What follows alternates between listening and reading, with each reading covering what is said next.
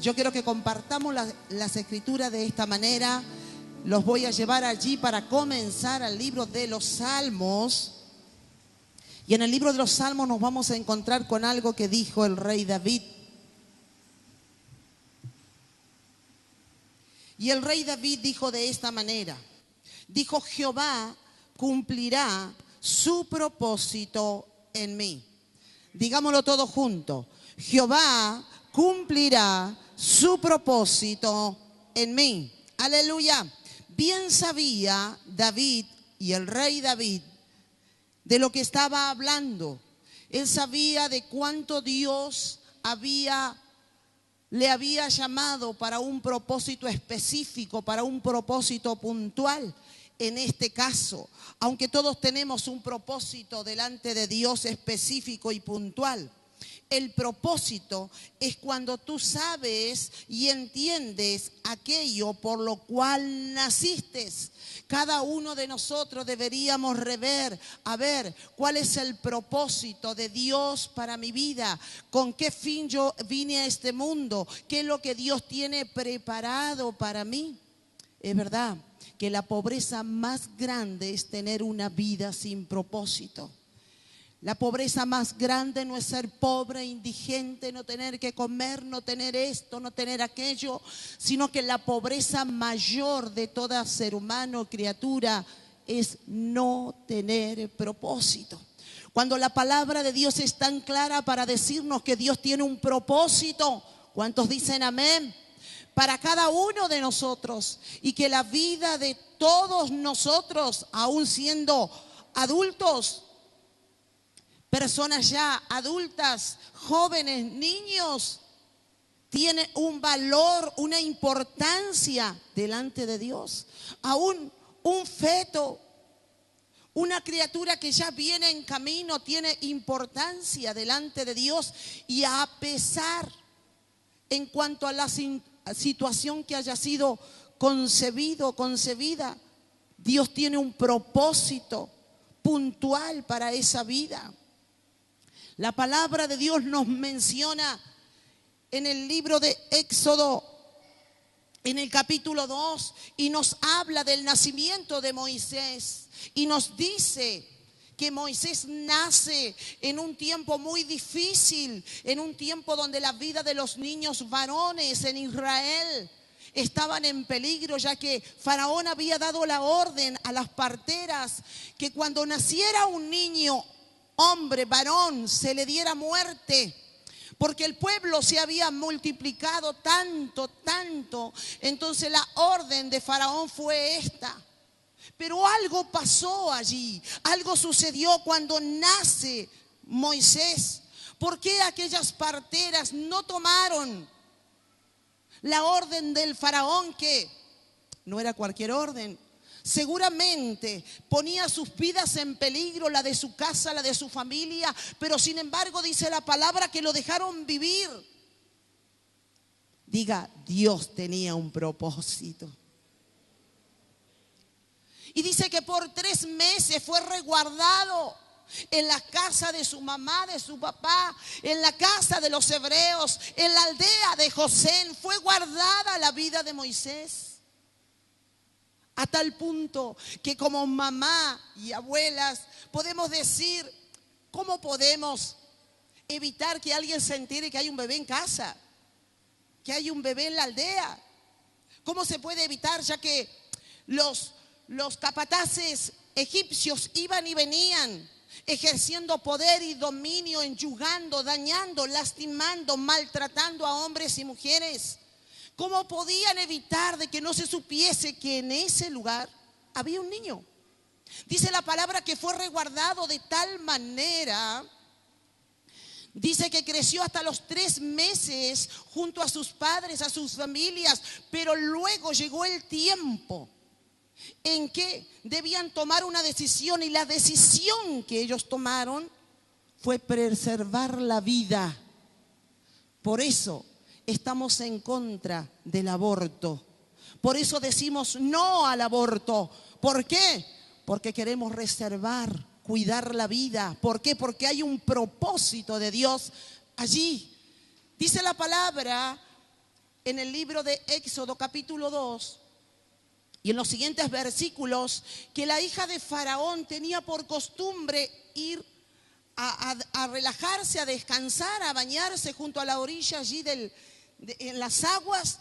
Y dice que ellas, la mamá una de las hermanas planificaron, proyectaron cómo hacer para que el niño pudiese llegar ante la hija del faraón y cómo pudiesen hacer para que el niño guardarle su vida, preservar su vida. Y dice que planificaron, proyectaron cuidarlo, de tal manera que dice que la misma hermana de Moisés también se mete en el agua, y aquella canasta es dirigida donde están las doncellas, donde están las esclavas y donde está la hija de Faraón. Y allí lo ven, allí lo toman y ven que es un niño hermoso. Y era un niño de los hebreos, porque era conocida la ropa de los hebreos. Había una diferencia entre Egipto e Israel. Había una diferencia de cultura, de forma de vestir, de arropar a la criatura. Se dieron cuenta enseguida que era un hebreo. Así como tu hijo marcará la diferencia al nacer, porque habrá una vestidura espiritual, habrá una bendición sacerdotal sobre tu hijo a comparación de todo niño. Y es verdad, todo niño es especial y bendito, pero era el niño de los hebreos, era el niño de una hebrea. ¡Aleluya! Era el niño de una mujer de Dios. Había propósito de Dios sobre la vida de esa criatura. Dice la palabra que la hija del faraón lo tomó como suyo y lo crió. Pero luego cuenta la historia, porque para todo Dios tiene proyectos, propósitos, visión. Y cuenta de que cuando él crece se da cuenta de que él está irritado en esa cultura, que él no puede servir a esos dioses, que él ve injusticia por todo lugar. No era otra cosa que la sangre, las raíces, de donde el origen, de donde venía su procedencia. Él no era de Egipto, por eso se incomodaba con todas esas cosas. Por eso que él no podía apoyar la injusticia. Por eso cuando vio al capataz egipcio maltratar a un hebreo, no dudó. Inmediatamente le saltó la sangre, inmediatamente le saltó lo que él era, y fue a defensa de aquel israelita. Y dice que de alguna forma voluntaria, involuntaria, dio muerte y tuvo que huir. Pero la escritura dice que todo era un propósito de Dios. Aún así, para que se encontrase con el Dios de Abraham, para que él se encontrase con el Dios que luego marcaría la historia, el gran yo soy, era necesario de que él se encaminara por ese diseño, de Dios, por ese camino de Dios.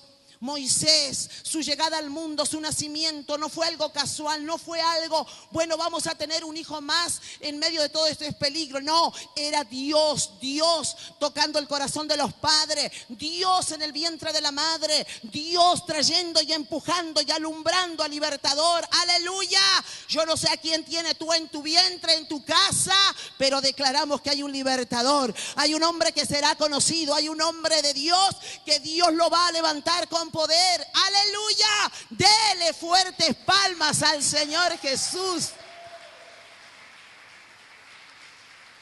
Dios tenía propósito. Por eso que dice que él se va huyendo, pero allí en aquella tierra él comienza a buscar a Dios de alguna manera, y su llamamiento es tan fuerte, y viene el llamamiento de Dios y conoce al gran yo soy en aquel lugar. Y cuando él vuelve a la tierra ya vuelve diferente, su mentalidad había cambiado, su forma de pensar, de ser, porque negó ser el príncipe de Egipto para convertirse en el líder de Israel. Despreció estar en la riqueza, despreció estar en palacio. ¿Por qué? Porque quería ser lo que Dios dijo que él iba a ser, el libertador de un gran pueblo. Aleluya. Yo no sé lo que va a pasar contigo, cómo Dios te va a usar, pero una cosa sí sé, que hay un hombre y una mujer de Dios que Dios va a usar en este tiempo para libertar. Aleluya. Aleluya.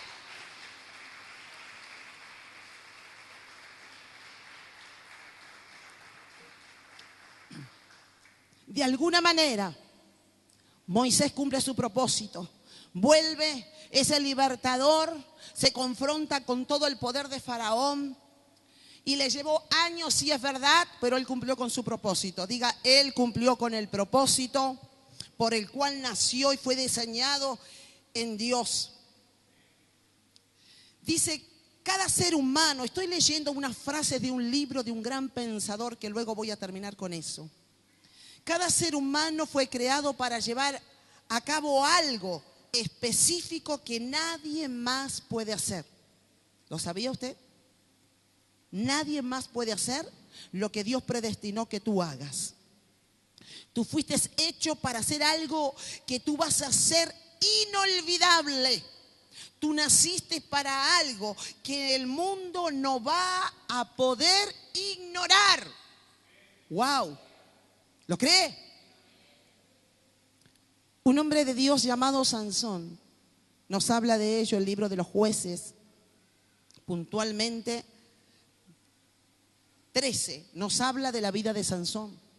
Y nos habla que él nace de un vientre estéril y que él nace en las peores condiciones donde su nación, su pueblo está en guerra con los filisteos. Pero Dios tiene un propósito y es revelarse a la vida de la mamá de Sansón y de Manoa, su papá, en ese tiempo, rompiendo la esterilidad, dándoles precisas instrucciones cómo la mamá tendría que vivir en ese tiempo del desarrollo de su embarazo, hasta que nace Sansón. ¿Cuál era el propósito que Dios tenía sobre Sansón? No era solamente romper la esterilidad de la madre. No era solamente decir Manoa y su esposa, ¡ay, qué lindo, tenemos un hijo varón! ¡Qué hermoso que salió el nene, está hermoso! No. Dios tenía algo más. Diga, Dios tenía algo más. Dios tenía propósito sobre esa criatura que estaba viniendo al mundo. Y el propósito era que Dios lo iba a usar para ser un libertador en su tiempo. Y aun cuando la historia nos dice que la situación en la cual él se encamina en el propósito, que se encaminaba y era como que quería salirse, se distraía del propósito. Fue enredado por situaciones emocionales una y otra vez. Las mujeres, los afectos que él tenía, las emociones lo destruían. Pero de allí se volvía a levantar porque había un propósito. Por más que su corazón estuviera destruido, sus emociones estuvieran destruidas, Dios siempre miraba a Sansón por el propósito. Y aun cuando su vida no fue totalmente correcta, pero de igual manera Dios lo comienza a guardar por causa de que del propósito, de la misión con la cual él había nacido para ser un libertador. Y es verdad, él se encuentra con una de las mujeres que es la que de alguna manera quiere cortar, derribar el sueño de Dios en su corazón, el propósito de Dios en su vida. Siempre te encontrarás con obstáculos, con dificultades, se llamen Dalila o se llamen como se llamen. Habrán situaciones en la vida que querrán entretenerte y querrán sacarte del propósito. Dice que esa situación que Dalila ejercía enyugando el alma de Sansón hacía que él se oprimiera de tal manera. Y cuando el ángel de Dios le habla a los padres de Sansón, uno de los pactos que se hace es el pacto del Nazareno, es el pacto de que su cabello nunca sería cortado. Pero eso es lo que también busca el infierno, los demonios, es conocer aún tu intimidad con Dios, es romper aquella intimidad, el pacto que tú tienes para con tu Dios, se llame como se llame, propósito, visión, santidad, lo que sea. Por eso cuando hemos venido a este mundo y cuando ya hemos identificado nuestro propósito, nuestro llamado, nosotros tenemos que invertir en él, cuidarnos. Sansón nos habla de un líder, de un libertador muy fuerte, pero despreocupado de su llamado, entretenido en otras cosas. Nos habla de un hombre que cuando él movía una mano derribaba a miles, pero resulta que una mujer le pedía algo y él no hallaba qué hacer. Como el día en que Dalila le dijo, yo necesito que tú me digas el secreto. ¿Cuál es el secreto que tú guardas en tu corazón? ¿De dónde proviene tu fuerza? Y dice que aquellas palabras llegaron a enlazar su alma a tal manera que en algún momento no dio más y lo soltó y dijo, sí, yo tengo algo especial, hay un pacto de Dios que Dios hizo con mis padres. Hubieron instrucciones en cuanto al ángel dio y una de ellas es que mi cabello no tiene que ser cortado porque es un pacto, es una promesa que se hizo, para explicarlo de alguna manera, se hizo delante de Dios. Lo primero que quiso hacer aquella mujer o que hizo fue cortarle el cabello. Siempre habrá alguien que querrá romper con tus sueños. Siempre habrá algo, porque propósito habla también de sueños. Sueños habla de propósito. Siempre habrá alguien que querrá salir del camino, sacarte del camino. Siempre habrá alguien que querrá cortarte las piernas, dijo uno por ahí. Me cortaron las piernas. Siempre habrá alguien. Y dice que cuando él pensó de que nada había pasado porque se durmió. No te duermas. Si tienes un llamado, no te duermas. Porque si bien todos venimos a este mundo con un propósito personal, también todos venimos a este mundo con un propósito eterno de reino. Y dice que Sansón se durmió. No te duermas. No te entretengas. Valora tu llamado, valora el propósito de Dios en tu vida. Y él pensó como siempre, que al levantarse sus fuerzas vendrían como siempre, porque dice que el Espíritu de Jehová venía sobre él de tanto en tanto. Y cuando le decían, Sansón, aquí los enemigos, aquí los filisteos, y Sansón se paraba y inmediatamente, como lo podemos ver quizás hoy en una película de ficción, pero esto no era ficción, era realidad. El Espíritu de Dios sobre él y se movía poderosamente. Él pensó y dijo, unos cuantos filisteos, ¿qué me van a hacer? Y se levantó, pero resulta que cuando quiso hacer lo que siempre hacía, no lo pudo hacer. Y vinieron los filisteos, lo tomaron, lo llevaron encadenado, preso, lo encarcelaron, lo expusieron delante de todo el pueblo, como se hacía antes, que se hacían guerras, competencias y guerreaban entre sí, luchaban entre sí. Los luchadores lo expusieron allí a ver qué podía hacer, y cuando él esperaba su turno en aquel lugar, porque dice que también le sacaron sus ojos. Esto habla, le sacaron la visión. No solamente le frustraron el propósito, sino que le arrancaron la visión, los sueños de Dios que vienen por medio de la fe en el corazón de todo hombre y de toda mujer de Dios que ha sido llamada para grandes cosas. Y dice que los ojos se le fueron arrancados, pero aún así dice que lo colocaron en un lugar donde había más gente que nunca en su vida. Había tanta multitud de gente en ese lugar, y se paró frente a las columnas, tomando las columnas de aquel lugar, y tomó las columnas e invocó al Dios Todopoderoso, y una vez más le pidió a ese Dios que lo ayudara, que lo defendiera, que hiciera justicia por él. Y dice que vino tanta fuerza de parte de Dios en Sansón. Dice que aquellas grandes edificaciones se movieron de tal manera que todo cayó, pereciendo todo ser vivo en aquel lugar y en aquella hora. Aleluya, cumplió el propósito, lo cumplió. Quizás no en la capacidad del 100%, porque se distrajo, pero lo cumplió. Es decir, hizo algo en su tiempo que nadie hizo. Nosotros tenemos que identificar nuestro propósito personal también. Somos billones y billones de seres humanos en la tierra. Ninguno de nosotros tenemos las huellas digitales iguales. Ninguno. ¿Sí? Eso nos habla y nos dice que Dios nos hizo únicos y especiales. Nadie puede hacer lo que Dios ya predestinó en su propósito, que tú lo tienes que hacer. Y dice lo que hemos leído hoy,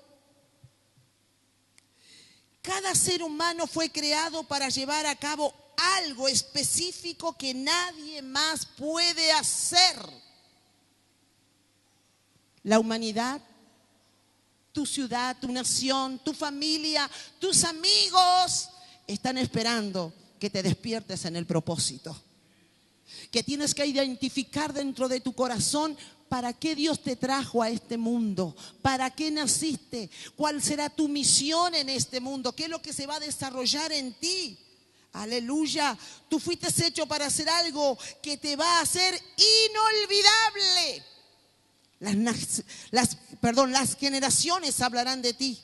Tú naciste para hacer algo que el mundo no va a poder ignorar si tú te encuentras con tu propósito. Ahora, si tú no te encuentras con tu propósito, tú no despiertas, tu vida pasará. Un día llevará a otro y a otro y a otro y a otro y nada pasará.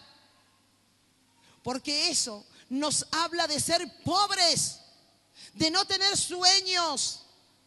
En estos días, y es verdad, me he llenado de esto estos días en mi espíritu, de aquello que dijo Mike Munro, y dijo: el peor accidente, la peor tragedia de la vida no es la muerte, sino una vida sin propósito. Eso es lo peor que te puede ocurrir. No es las tragedias de la vida, no es las situaciones de la vida, sino que tú no hayas conocido tu propósito, tu llamado. Sea un llamado a salvación, sea un llamado espiritual, como un llamado personal. Es decir, ubiquemos esto. Hay llamados y llamados. Hay propósitos personales, pero hay propósitos de reinos corporativos a los cuales Dios nos llamó. Aún allí nosotros tenemos que identificar qué es lo que Dios nos ha dado en su eternidad, en su visión, en su propósito, para que nosotros despertemos y podamos cumplir con lo que tenemos que cumplir.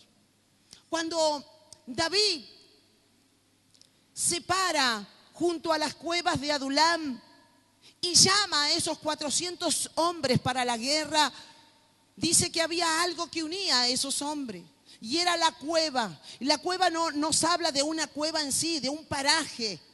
Pero ¿qué nos habla de una cueva? Es un lugar de limitación, es un lugar oscuro, limitado. Eso nos habla de cuevas, ¿verdad? Y dice que aquellos hombres que estaban allí en la cueva de Adulam eran los hombres endeudados, depresivos, eran perseguidos por la justicia, tenían una vida de desastre.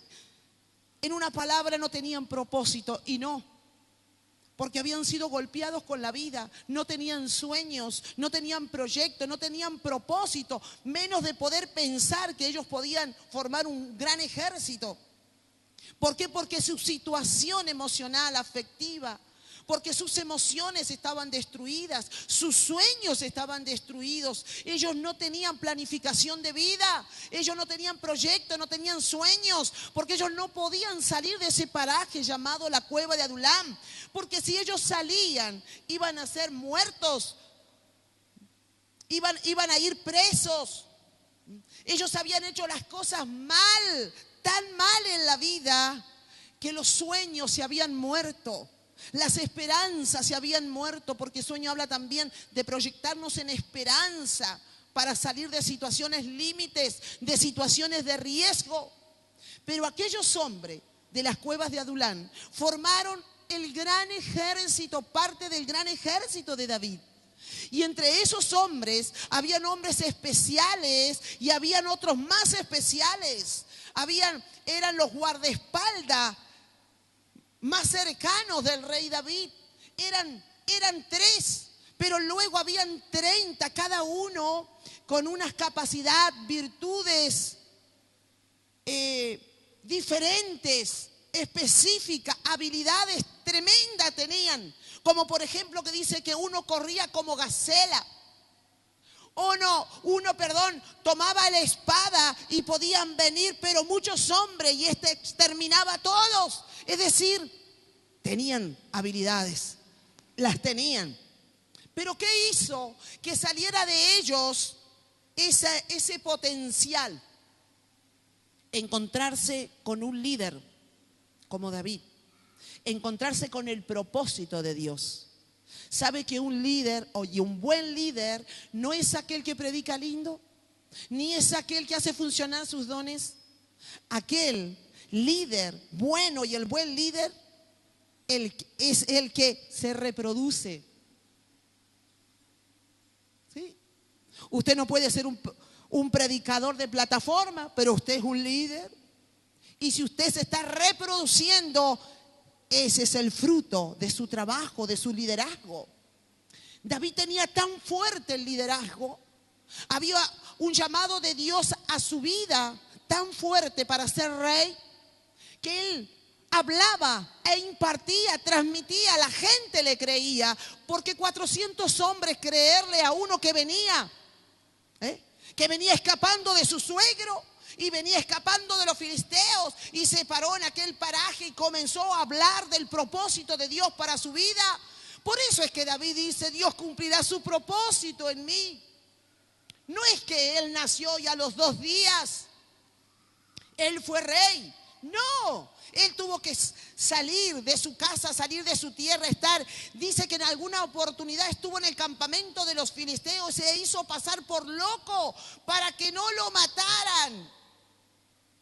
Él tuvo un trato y un proceso de aquello, un entrenamiento de aquello, pero ¿sabe qué? Él no cedió. ¿Por qué? Por causa del propósito. Luchó con el suegro, perdió la primera mujer, pero siguió adelante.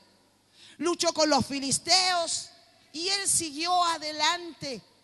Y se encuentra con los 400 hombres y le comienza a impartir. Yo digo, ¿qué sanidad interior le habrá hecho? Porque les cambió la mente, les cambió el corazón, les cambió la vida. Eso hace el propósito. Gente que no tenía razón de vivir, gente que no quería salir de la cueva de Adulán, no querían. Pero vino un hombre, vino un líder. Vino un hombre que tenía una palabra de Dios, se paró en aquel lugar, comenzó a decirle a esa gente que podían salir de su pobreza, de su miseria espiritual, que Dios tenía un propósito y que el propósito de Dios es que Él se estableciera como rey de toda Israel y que a todos aquellos que lucharan por su causa, Él los iba a enriquecer, Él les iba a dar honor, sus familias iban a estar bien, Él les iba a cambiar su reputación. Él les iba a cambiar la vergüenza por el honor. Él les iba a dar identidad. Él les iba a dar razón para vivir. ¡Aleluya! Eso quiere hacer el Señor contigo esta noche. Dale fuertes palmas. Él te va a dar la razón para vivir. Él te va a sacar de lugares de enyugamientos donde el infierno quiere que estemos atados, depresivos, oprimidos. Pero no, porque tenemos un llamado, porque somos gente de reino. Y esto es lo que me gusta. Dice que en una oportunidad, segunda de Samuel 23:14, estaba David en uno de esos lugares donde era confrontado y donde hacía guerra. Y dice David que estaba allí y abajo, estaba seguramente en un lugar alto, y abajo dijo con vehemencia, como quien quiere decir una cosa y la otra, como para probar a los que estaban a su lado, dijo: ¿cómo me gustaría tomar de la agüita que está en el campamento de los filisteos, en la fuente que está en medio del campamento, en medio de ese lugar? Y dice que los hombres escucharon el pedido del rey. Y dice que, aunque no se dirigió a ellos, dice que ellos bajaron 3 hombres y se fueron donde estaba el campamento, donde estaba la fuente de agua, y dice que trajeron agua y vinieron donde el rey David, y dice que ellos ofrecieron esa agua al rey. Pero el rey dijo: yo no puedo tomar de esta agua, porque esta agua ha puesto en peligro la vida y la sangre de mis guerreros, de mis valientes. Por lo tanto la derramaré delante de Jehová. Y dice que así hizo. Pero decíamos, porque hemos sido llamados a hacer lo que nadie hizo. Hemos sido llamados para que no nos olviden, generaciones no nos olviden, para que quede un camino en la huella. Hemos sido llamados para hacer algo, para ser animados a hacer algo que nadie logró todavía, de tu casa, de tu familia. Nadie lo hizo en tu ciudad, nadie, aleluya. El Señor está levantando gente que sí crea en el propósito, gente que sí se anime a hacer algo que nadie hizo,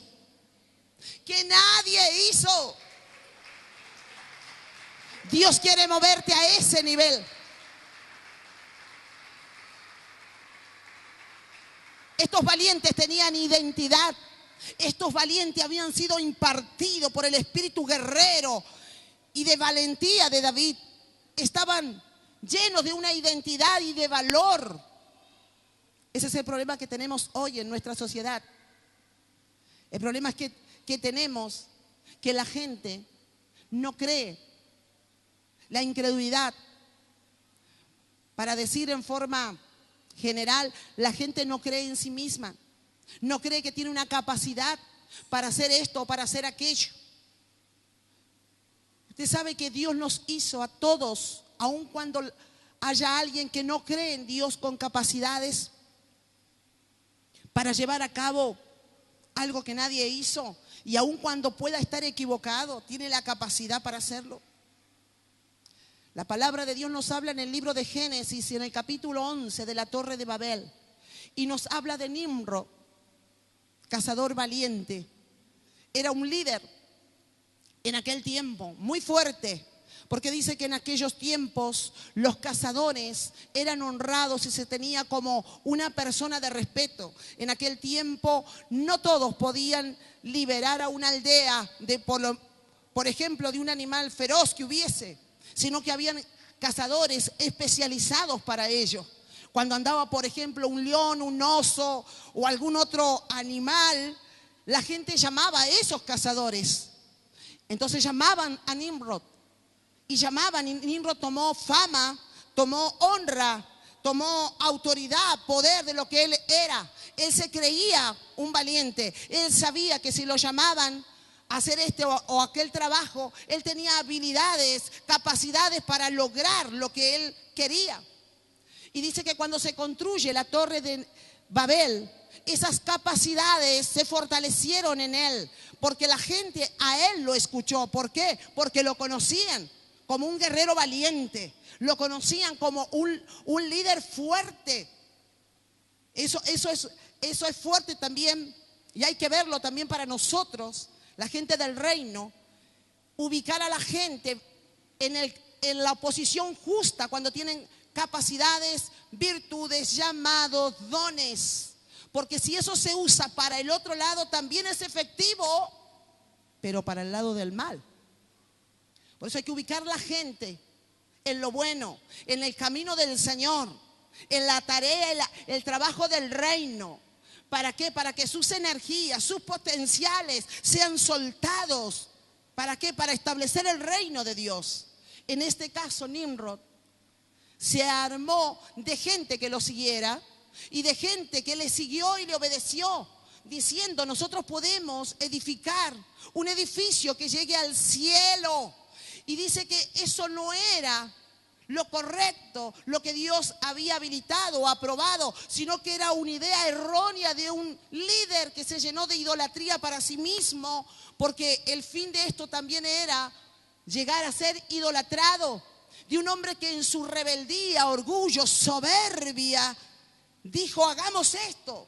Y como era el líder, todo el mundo lo obedeció y comenzaron a edificar la Torre de Babel. ¡Wow! Y dice Dios, por poco no lo logran.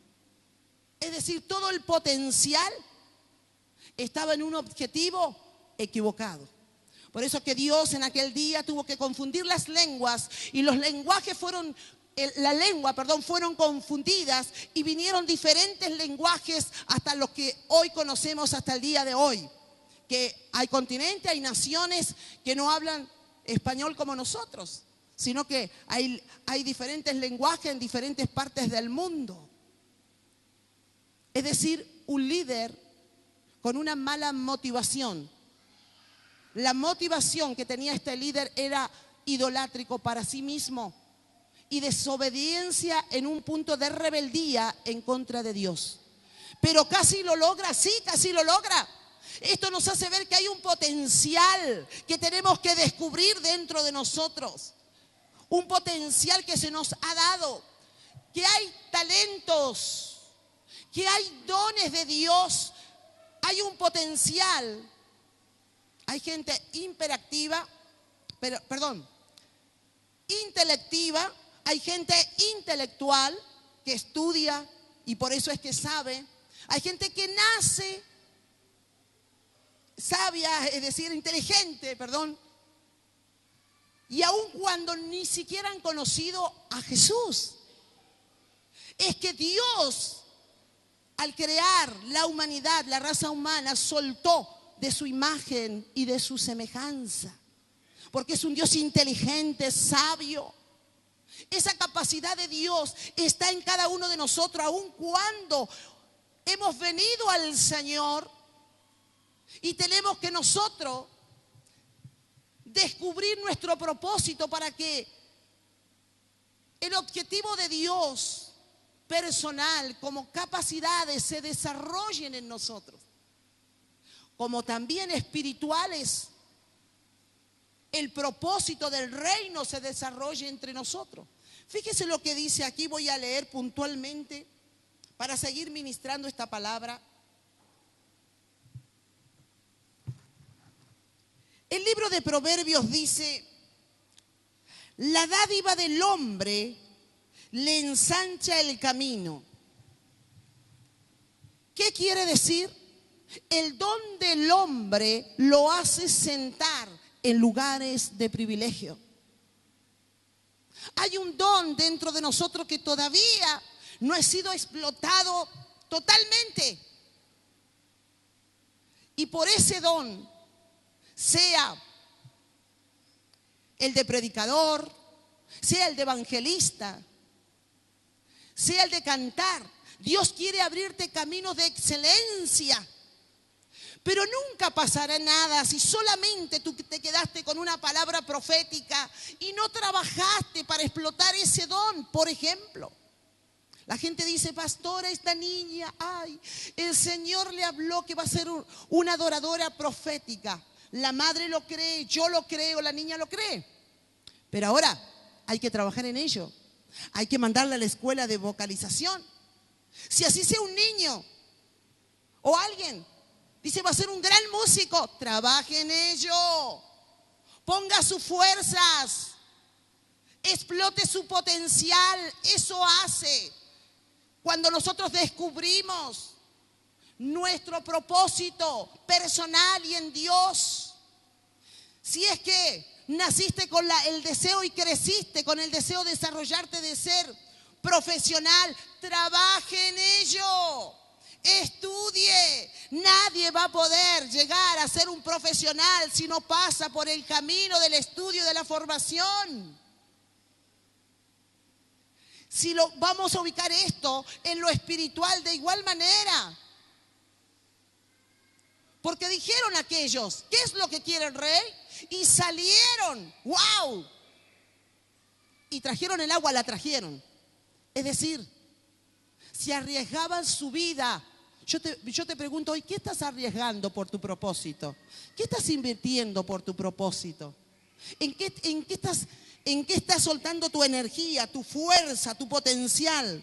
Mira lo que dice aquí Eclesiastés. Esto me gusta también. Dice el libro de Eclesiastés, capítulo 9, Versos 10. Todo lo que viniere a la mano para hacer, hazlo según tus fuerzas. Todo, sí. Te propusiste ser la chef de tu casa, de tu barrio, de tu ciudad. Coloca toda tu fuerza en eso. Trabaja, esmérate, estudia. Invierte dinero, invierte semilla de vida, invierte semilla de dinero. ¿Sabe cuál es el asunto? Que queremos que todo nos llegue por palabra profética nada más. Y la palabra profética es un señalador, una dirección a donde vamos. Pero la vida no la va a vivir el profeta que te profetizó. Tu vida, tu propósito, tu llamado lo tendrás que vivir tú, yo. Tendremos que salir adelante. Tendremos que ver el propósito por el cual Dios nos trajo a este mundo. Si fue para ser un profesional, si fue para ser una ama de casa, una esposa, una madre, una abuela, un padre. Y es un propósito, sí, también, y maravilloso. Porque qué mejor soltar todo aquello para el bien de la familia. Los años dirán quién tú eres. Tus hijos hablarán de ti, tus hijos te honrarán porque sembraste la semilla. Tuviste un propósito, un sueño, ser madre. Y te evocaste a ello, quizás te privaste de alguna otra cosa que sí la querías hacer, pero que aún en este tiempo lo puedes hacer. Como muchas mujeres que dijeron, no pude estudiar porque vinieron los niños y venían de trillizo, de cuatrillizo, no sé. Porque solamente eso puede impedir a una persona que no se proyecte en la vida y que pueda vivir sus sueños. Tú y yo tenemos un propósito, sueños. Decía al comenzar que la pobreza más grande es cuando no tenemos sueños, no hay proyectos. Todos nacimos con un propósito y Dios tiene cosas poderosas y grandes para desatarlas, pero nosotros nos tenemos que levantar a tomarla. Quiero tomarme estos últimos minutos de la predicación para decir esto. En estos días nos impactaba la muerte de un hombre de Dios tan sabio, inteligente, con tanta revelación de Dios como Mike Murdock. Él moría estos días atrás y mucha gente por internet habló muy mal de él. Yo no voy a hablar mal de él porque yo no hablo mal de los siervos de Dios, más un hombre reconocido mundialmente.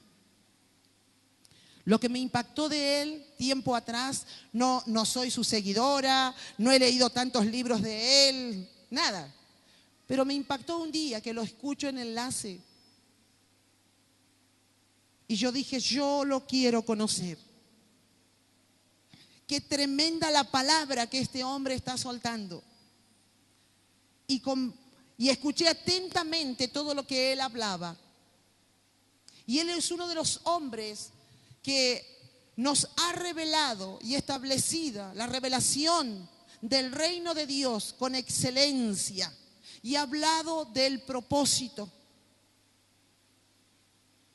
Él nace en una familia donde son 11, en una pequeña casita de madera nació Mai. Y él dice que sus sueños, él los guardó en la primaria, la secundaria, la universidad. Y seguramente que en ese trayecto él se encuentra con Dios. Y Dios abre el entendimiento.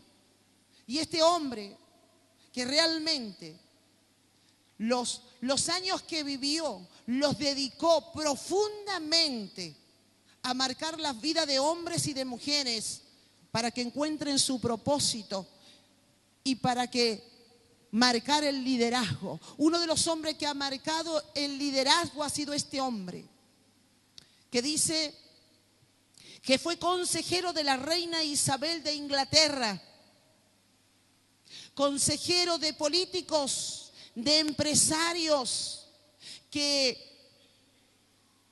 tuvo o tiene, porque su familia está viva, gracias a Dios, 5 empresas,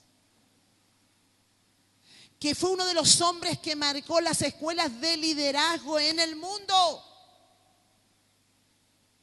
Y cuando él habla del propósito y dice que la peor tragedia de la vida no es morir, sino no tener una vida con propósito. Yo solamente, ¿me pueden llamar a Raúl, por favor? Yo solamente puedo decir hoy que soy una admiradora de este hombre. Otra, él lo logró. No solamente culmina su vida cumpliendo el propósito, sino que habla con firmeza, creíble, de todo lo que logró hacer en la vida. ¿Sabe que tú y yo hemos nacido con una vida con propósito? Que cuando Dios nos rescata de donde nos rescató, Dios tenía un propósito. Yo no sé de dónde te rescató el Señor. Por eso quiero compartir con ustedes el testimonio de Raúl Chévere, que es un joven que junto a su esposa están en el liderazgo y que lo conozco por hace muchos años y es un joven fiel al Señor. Yo quiero que pases, Raúl, y que nos compartas. Te voy a pedir que nos compartas tu testimonio, como me contabas ayer y me decías que tu mamá llega contigo más o menos ¿a qué edad? A la aproximada la edad de 3 años. Fue que en ese tiempo mi mamá nunca fueron a la iglesia, siempre ellos acurrían a los curanderos, pero en esa edad de los 3 años algo sucedió en mi vida que no se puede decir que fue una enfermedad, sino fue algo que aún la ciencia no puede comprobar, profeta, de lo que me ocurrió. ¿Cómo eran los síntomas? Bueno, los síntomas eran que en mis manos eran tan flaquitas y tenía las manos torcidas. Los pies, solamente la panza era grande. Pero me llevaron a los curanderos, me llevaron a distintos lugares, médicos, y siempre había una persona que le hablaba a mi mamá diciéndole, lleva a tu hijo a la iglesia. Siempre se la encontraba en las paradas de colectivo. Y hasta que un día una bruja le dijo, a este chico, si no lo llevas a la iglesia se te muere. Y así fue que el momento que mi mamá llegó a la iglesia. Quiere decir, Raúl, que los médicos no dieron un diagnóstico justo. No supieron. No lo dieron. El asunto que vos eras un niño de 3 años y estabas, no podías caminar. Tus piecitos estaban todos deformados, tus brazos, ¿sí? Como me contabas ayer. Claro, sí. Y aún hasta la cola, esto es muy fuerte, hasta la cola, los huesos de la cola se me salían para afuera. Siempre mi hermano me decía, Raúl, vos no sabés lo que sufrió tu mamá con vos cuando le tocaba lavarte, bañarte, era puro llanto. Y le agradezco a Dios porque ella vino a Jesús. Sí. Y me puso en el altar, profeta. Amén, contalo. Pero antes de esto me querían llevar a Buenos Aires a estudiarme. Aún hay médicos que me conocen, doctores que me conocen, vecinos que me conocen.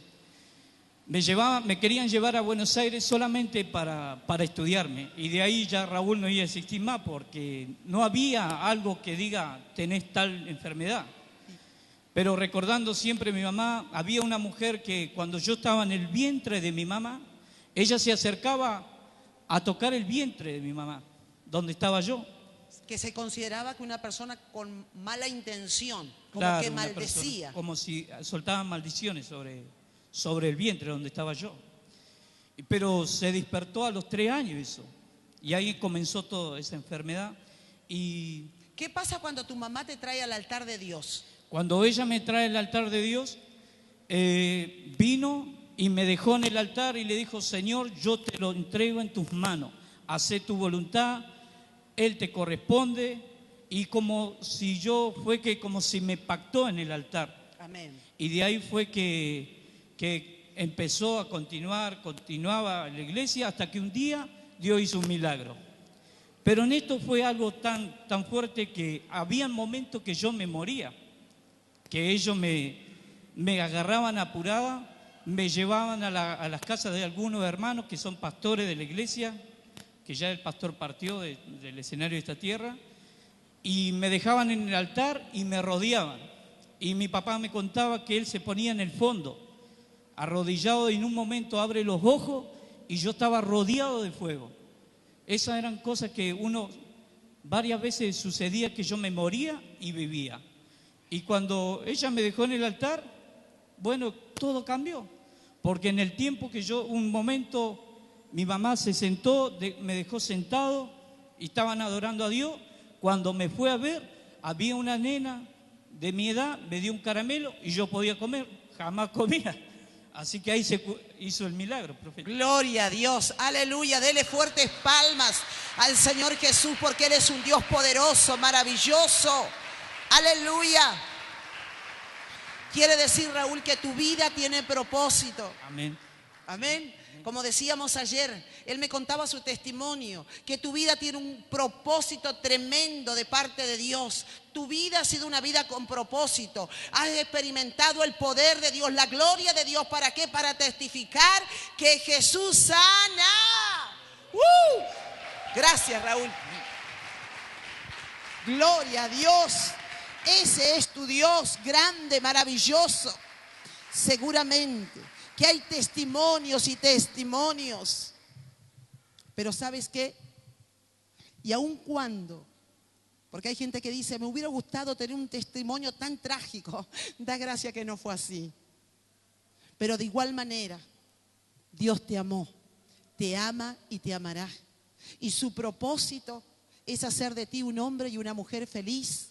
El propósito de Dios no es la infelicidad del hombre, ni la tragedia, ni la muerte, ni el desastre. No, Dios nos ama con amor eterno. Su amor es tan grande, dice su palabra. Por eso que en esta hermosa, hermosa noche damos gracias al Señor y declaramos que cada uno de nosotros llegó a este mundo con un propósito eterno, que hemos nacido para declarar su gloria, su reino, y que todavía en Dios y en su propósito tenemos mucho para hacer. ¡Aleluya!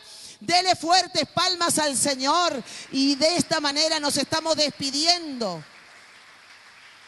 de toda la audiencia de Canal 6 Viento Recio.